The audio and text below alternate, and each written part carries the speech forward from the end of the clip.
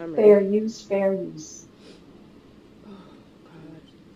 Do you mind just stepping up a little bit to the mic? Okay. Y'all, Can you this just is start by so telling sad. us your first and last name so we have it, and tell us what happened yesterday? My name is Shamira Cook, and yesterday morning I dropped my son off at daycare.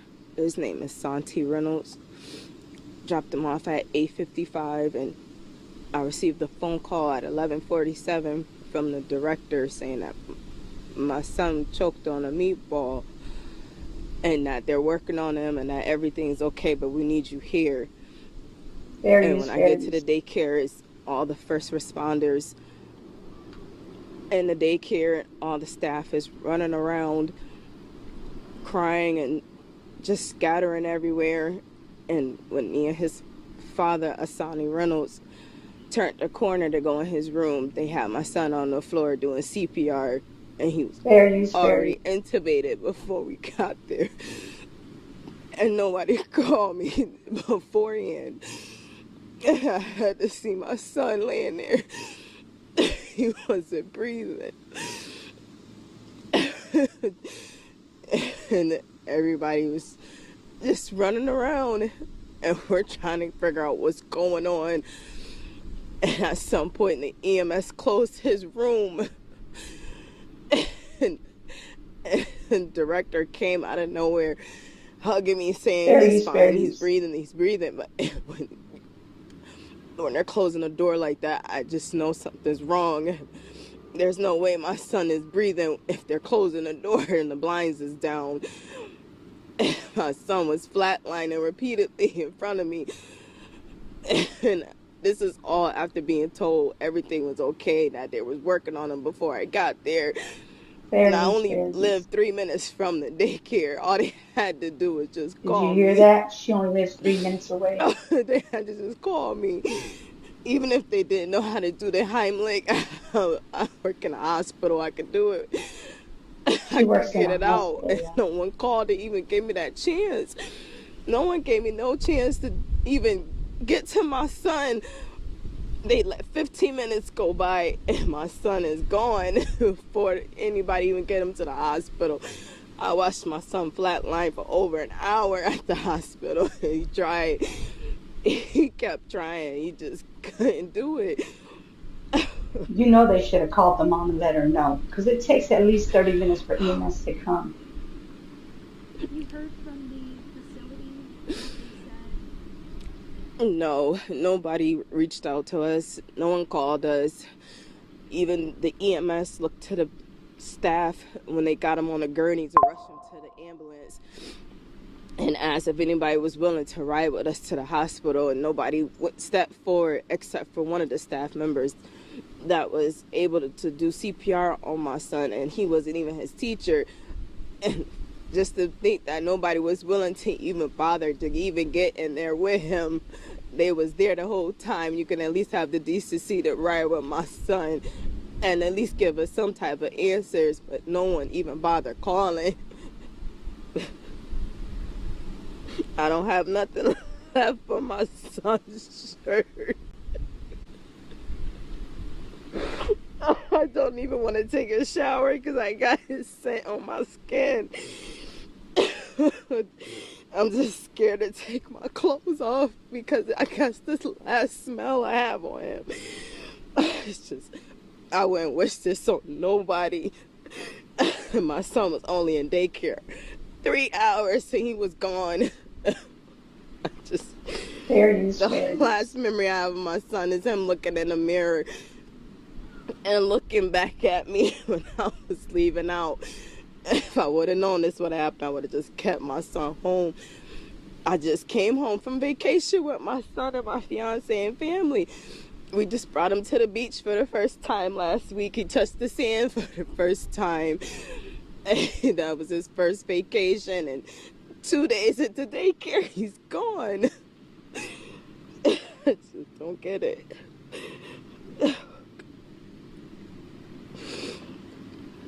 She feels guilty, but she has Oh, no reason to God. feel guilty. This is just a nightmare. I just feel like I'm sleeping.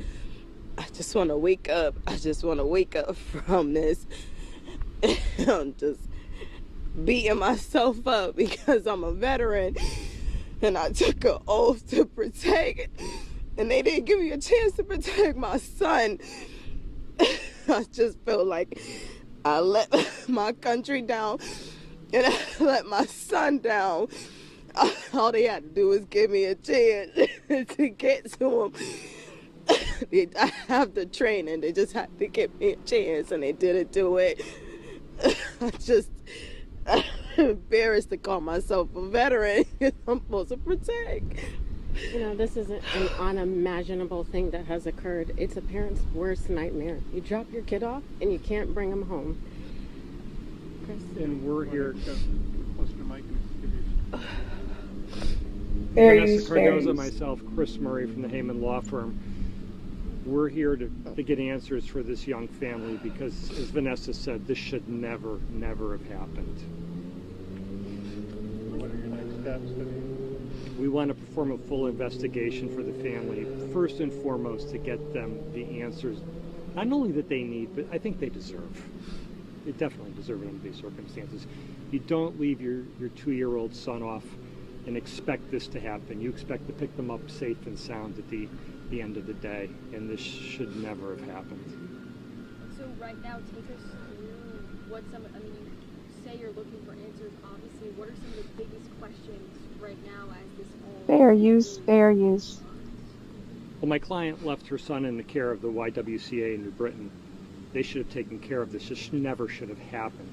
But right now we want to see 3 things. Number 1, what does the medical examiner's report say? Number 2, what does the police report say? Number 3, I'm sure DCF is going to do an investigation, and we want to get answers from them to find out what happened, why this tragedy happened, because we all can agree this never should have happened.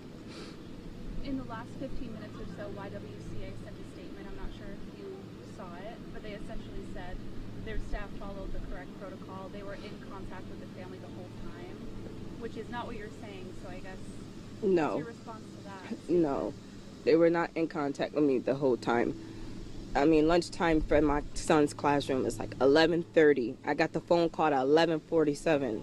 The phone call was less than a minute long.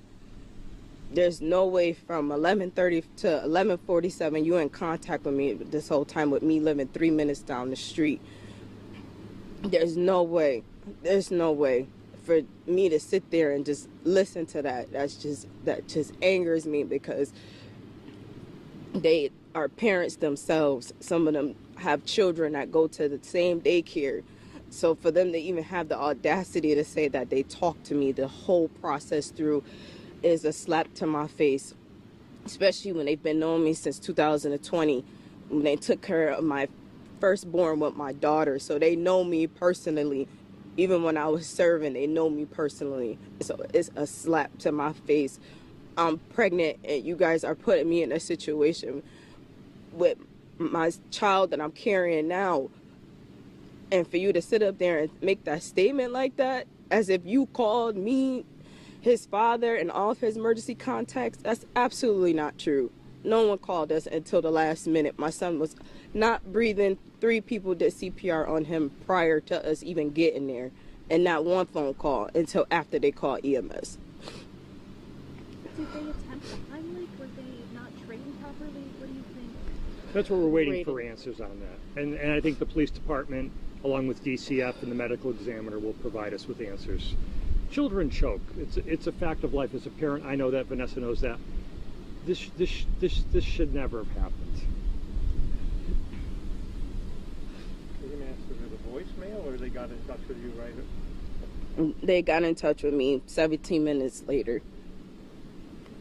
How long have you been bringing your son to that facility? He's been going there for 2 years. So ever since he was small. He's been in their infant room and worked his way up to the toddler room with no incidents. Same thing with my daughter. No incidents back in 2020. She stayed with them all the way till 5 years old, till it was time for her to go to elementary school. So, of course, I trust them to take care of my son. I put him on a list before he was even born. That's how much I trusted them. So for this to happen, my son didn't even make it out. My son didn't even make it out. He passed away in front of his cubby. I can't even go back to go get his book bag because I can't do it. As soon as I go past his cubby, I'm just going to see him just laying there. Were they watching him as he was eating? That's something we hope to get the answer to when we get the police report. And we believe there's also a surveillance video, which we're going to ask that that be preserved so we can get the answers that the family deserves. What's your message to the facility right now? The message I want to put out there is just be honest. It's not like my family is out here rioting and destroying property. Just be honest, because this type of stuff shouldn't happen. And obviously it's a mistake on their behalf. So own your mistake, because if it was me, on the other hand, I would be in handcuffs. It wouldn't have been no questions about it. But because it's a facility, it's a longer process. No one's arrested. Nothing is happening. So I gotta suffer and watch everybody just go on with their life where my son is gone. And I just want them to understand, put yourself in my shoes. You guys were taking care of my kid, and now you're saying that you guys were in touch with us the whole time, which is not even true. Just be honest. Give whatever you need to give so that way we can just get the answers. We at least deserve that. My family don't deserve to be in the dark because they want to save their company. At this point, it doesn't matter about protocol. Just have some type of humanity about yourself and put yourself in my shoes as a parent. You're going to want answers. And that's all I have to say to them. Thank you. Did someone start a GoFundMe? And Not yet. We're working on it. And lastly, just how do you want people to remember your son? I just want them to remember my son as a loving boy. He was so sweet. And he was such a strong kid for his age. And so smart. He picked up on things quick. He was in the kitchen trying to learn how to cook like his father. His father's a chef. He just picked up on seasonings and spatulas. He just picked on it so quick. And very protective over his sibling. Very protective over his sister. Yes, he was the youngest one, but he was very headstrong when it comes down to her. And I just want them to remember my son as being a sweet boy. A sweet boy that was just kind and so playful. And Fair just use, fair use. loved to play tag in the house. I just want everybody to just learn from this and just take it from me. Just if you feel like you need to keep your kid home, just keep them home until stuff like this stop, because it shouldn't be happening.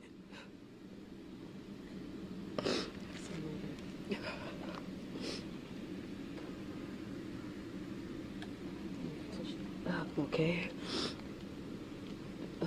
Thank you, everyone. Thank you.